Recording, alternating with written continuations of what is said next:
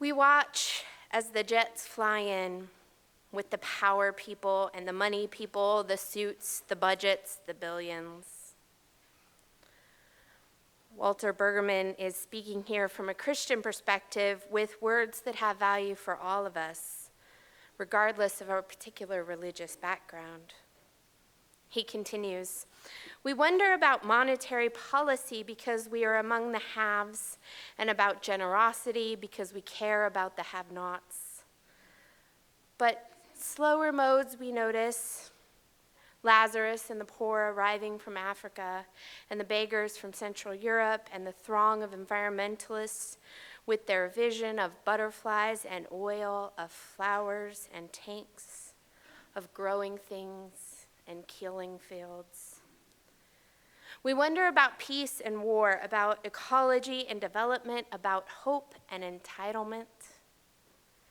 We listen beyond jeering protesters and soaring jets, and faintly we hear the mumbling of the crucified one, something about feeding the hungry and giving drink to the thirsty, about clothing the naked and noticing the prisoners, more about the least and about holiness among them.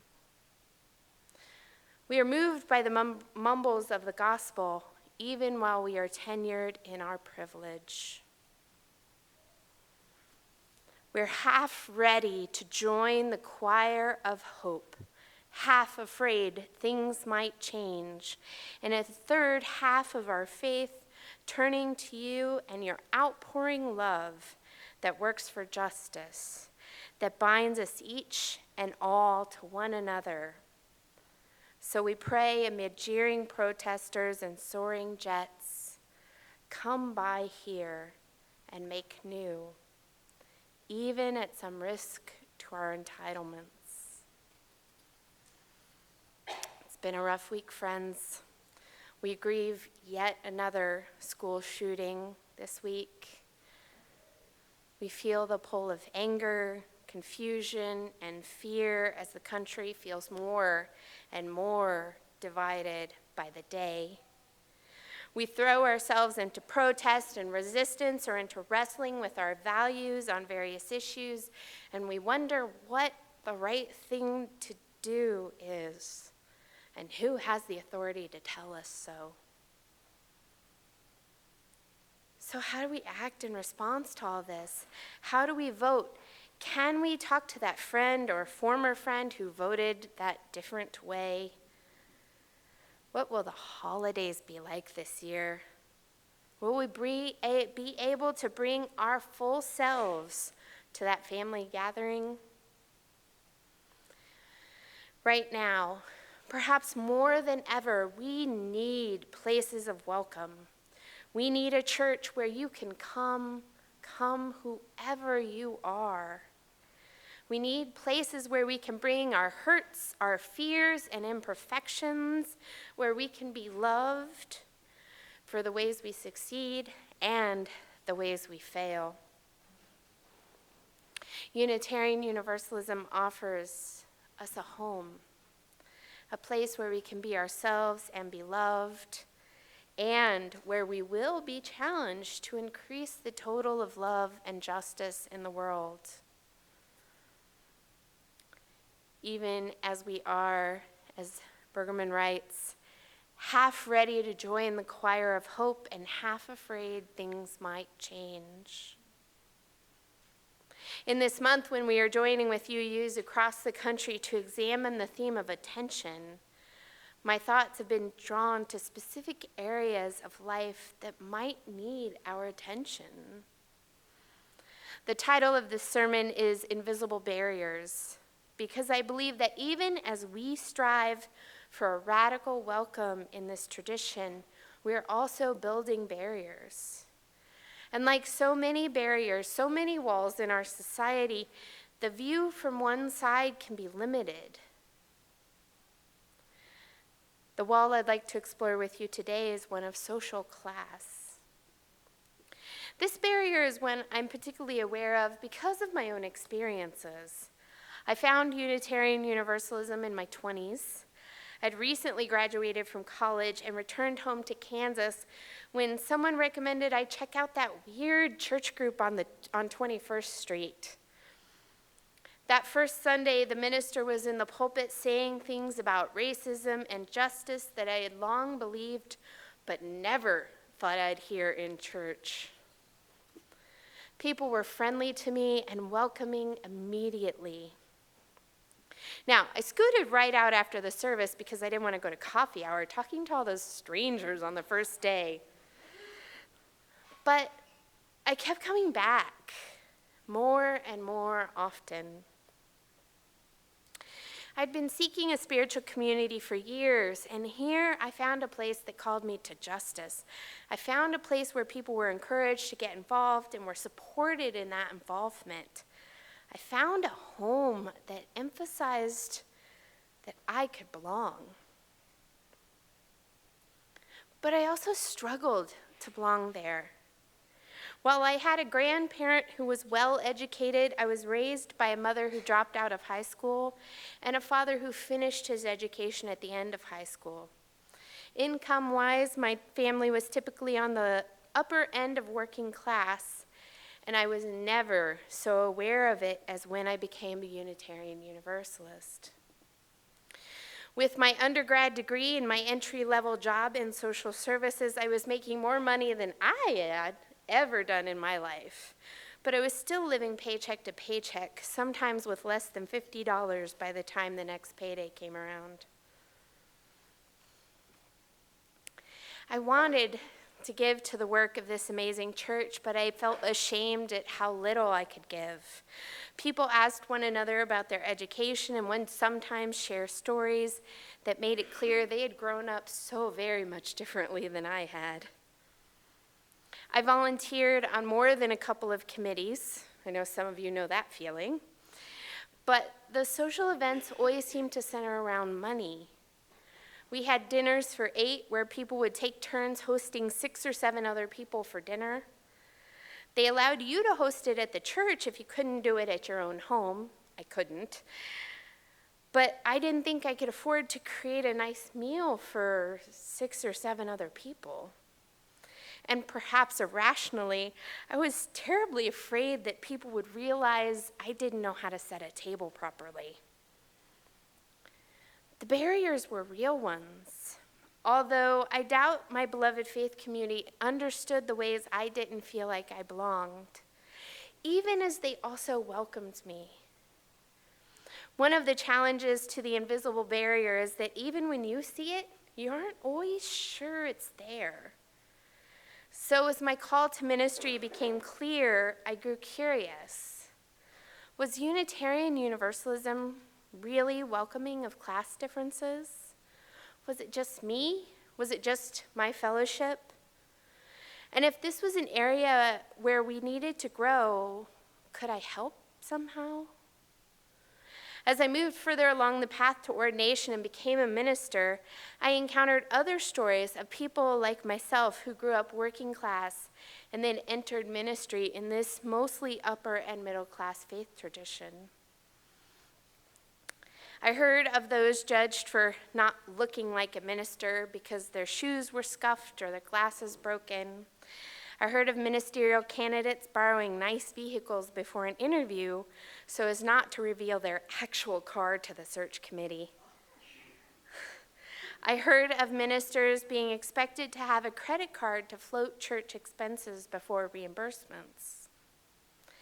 If these were experiences of those entering ministry, those who had stuck with our faith tradition long enough to want to commit their lives to it, how many other stories were there out there of members and visitors in our congregations who just didn't feel like they were going to belong? In his book, Elite, Uncovering Classism in Unitarian Universalist History, Mark Harris discovered that the fellowship movement, which lasted from 1948 to 1967, and constituted the strongest period of growth we've seen, had a significant impact on class in our congregations today. Unitarianism until that time, tended to be located in upper middle class areas. It tended to draw people who were highly educated and took a more intellectual approach to life. And as Unitarians made decisions about where to place new churches across the United States, they intentionally looked for college towns and towns with low racial diversity. The belief was that Unitarianism mostly appealed to highly educated white people. We have the documentation of this. Unlike other forms of Christianity at the time, Unitarianism didn't hold any critical ideas about wealth and found it perfectly acceptable, even desirable, to be wealthy. This tendency towards a level of elitism in our faith has been mediated, but not eliminated, by the influence of our Universalist ancestors. Universalism, with its focus on the universal and unconditional love of God, tended to plant churches in rural areas and welcomed a greater level of social and racial diversity. And it is in our historically Universalist churches we still find a greater comfort with class diversity as a result. And yet the barrier remains within our churches and within our association as a whole.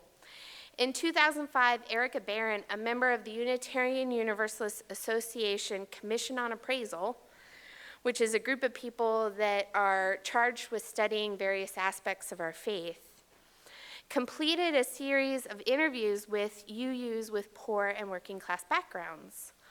All 5 people that she interviewed in this first part reported significant experiences of classism in their experience of Unitarian Universalism. She says this was troubling, but not unexpected.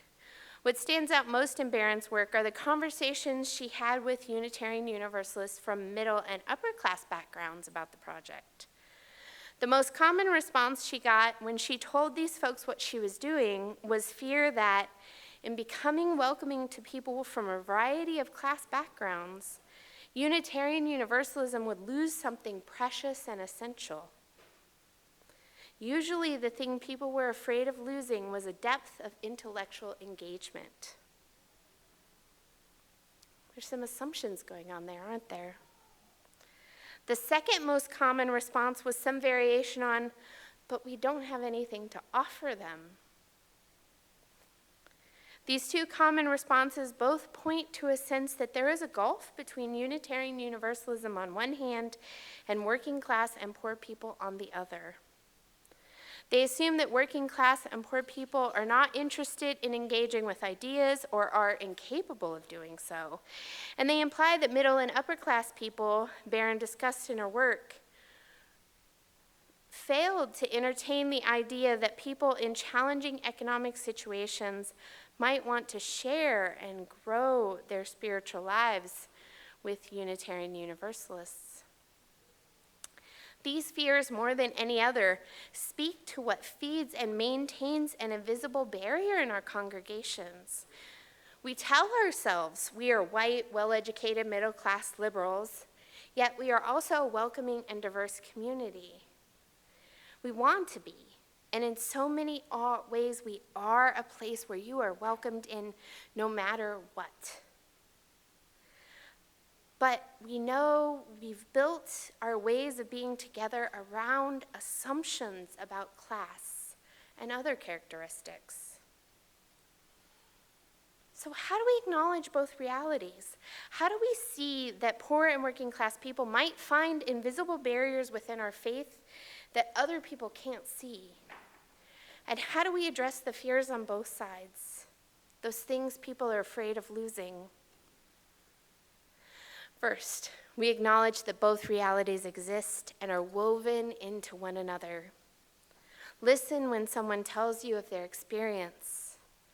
And if you're afraid, listen to your own fears. And then we must listen to our call as a religious community. We are a covenantal people. Our Universalist and our Unitarian ancestors were both fringe Christian groups when they joined forces to create Unitarian Universalism in 1961. At this point, we are a people united around the promises we make to one another. As Jewish theologian Martin Buber said, we are promise-making, promise-keeping, promise-breaking, promise-renewing animals. And theologian James Luther Adams defines the covenants that we make together as promises between individuals or communities and that which is greater. And within our congregations, we know that which is greater can be defined a variety of ways. Could be God, the Spirit of life, the vision of a beloved community, among many other possibilities. If covenants, if the promises we make together are the center of this tradition, then it's important to remember that covenants are not just about each of us as individuals. One of our greatest calls as a covenantal community is to welcome people. As the prayer read at the beginning of the sermon said, even at some risk to our entitlements. We must begin by breaking barriers within our congregations because our true call, the purpose of this faith in the world, is to help bend the moral arc of the universe towards justice. And a significant part of Unitarian and Universalist religious history comes from the social gospel tradition. The social gospel focuses on the idea that we should not be focused simply on saving individual souls, but rather on social and collective salvation. So we're not about keeping you from going to hell. We're about making this world better. John Haynes Holmes, a Unitarian minister and co-founder of the NAACP and ACLU, was a proponent of the social gospel and a strong believer that it was the church's responsibility to dismantle class. It was only through this that we could have a just and peaceful society. It's our responsibility now to resist the temptation to be lulled into accepting the status quo of the times, to resist the temptation to accept the unacceptable. As Dr. King said, we are called to be maladjusted to this world. We cannot move against the injustices of this world if we support them in our congregations. We cannot move against the injustices in this world if we do not strive to bring as many voices as possible to the table. Our prophetic vision demands it. So eliminating class barriers in our congregations requires paying attention to the difference between liberation and assimilation. Our goal isn't to welcome more people past the invisible wall and make them more like everyone on this side of it. It's to eliminate the wall. It is only in working towards breaking down the walls within our congregations that we can then learn to take leaps toward a moral theology of the poor and working class outside of these walls. To be truly welcoming, we must be willing to listen to one another. We must seek meaningful, sustained engagement from people who are experiencing or have experienced different levels of class in our society. We must consider how we organize our social events.